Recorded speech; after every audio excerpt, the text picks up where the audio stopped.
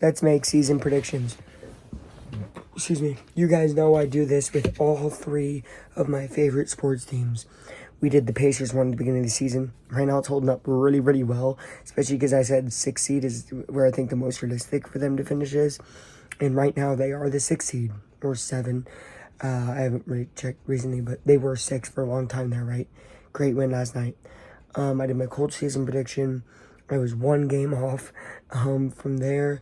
So I'm going to try to continue kind of the hot streak of being pretty accurate with these and talk about the Cubs. So let's get right into this with the first key player for me, and that is Christopher Morel. As you guys know, I love Morel, and let's dive right into his numbers. Why don't we? Okay, so last year, he had 429 plate appearances, 388 at-bats, 62 runs, 96 hits, 3 triples, 17 doubles, 26 homers, 70 RBIs. Expect that number of RBIs to, in my opinion, shoot up to 85 or 90. And expect for him to have 35 homers. To me, he's going to have a 35 to 40 homer season. It's my bold prediction with him. Suzuki, close to the same. I think Suzuki has 30. Could have 30 homers. I think Bellinger takes a step back with homers, but he still has a lot of doubles. Let's look exactly at what Bellinger did last year.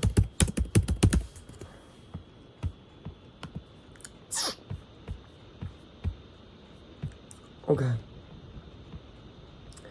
So he had 29 doubles, 26 homers, 97 RBIs. I expect those RBIs to go up, his homers to go down, but his doubles to go up. Probably 35 doubles. But yeah. Wow, he finished 10th in the VP voting last year. Crazy good year. Okay. And next up, and this is probably the biggest deal for me if we're breaking down, okay, you're saying all these great things. What about the pitching? Well, that comes down to 2 people, and it starts with the guy on the thumbnail. And that is Justin Steele. So Justin Steele last year finished Cy Young Award 5th, okay? And he was really top 3 all year, but he had a terrible last 3 games. And when he's obviously an all-star for the first time, which is awesome. He had a, where's his ERA? 3.06 ERA. Fielding and independent pitching 3.02, so slightly better if you take away like errors in the field and stuff. Expect that to go down. Probably a 0.26, 0.27, and especially with the fielding behind him, I think he's gonna have an amazing year this year and finish top 3 actually this time in Cy Young. Might win it. That's how good he is. And if he does good and Imanaga does good, Shota, right, the guy that we got from Japan, then it's really going to come down to the best closer in the NL Central this year. And you're thinking to yourself, that's Devin Williams, that's Alexis Diaz, that's Bednar, I think, over the part. No, it's not. It is Adbert Alzolay. Dude, he was a monster last year. Let's see if he actually was. Okay, he had, how many saves did he have? 22 saves last year.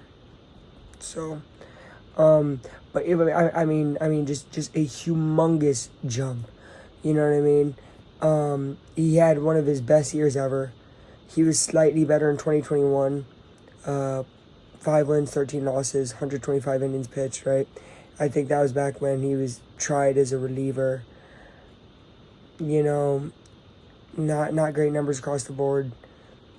Across the board in 2023, he gave up 19 earned runs. And how many innings did he pitch?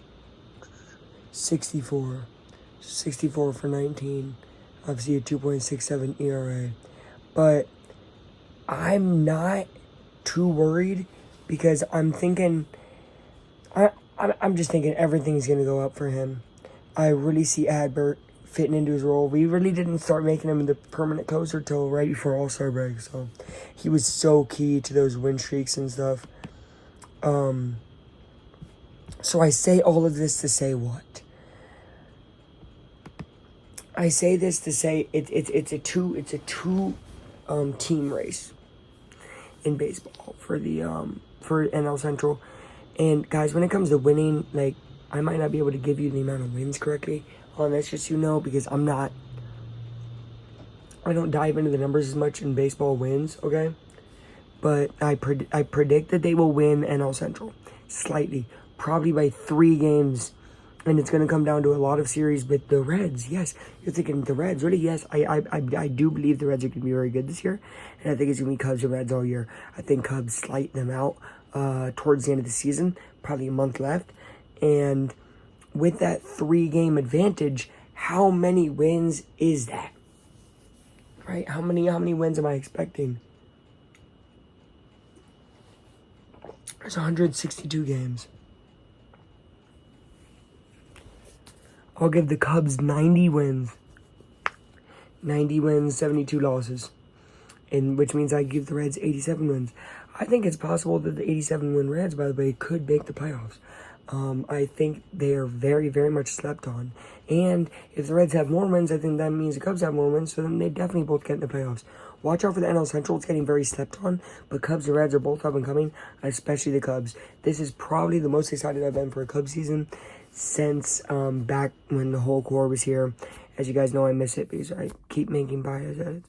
But, you know, Baez, Rizzo, Bryant, Schwarber, Contreras, everything.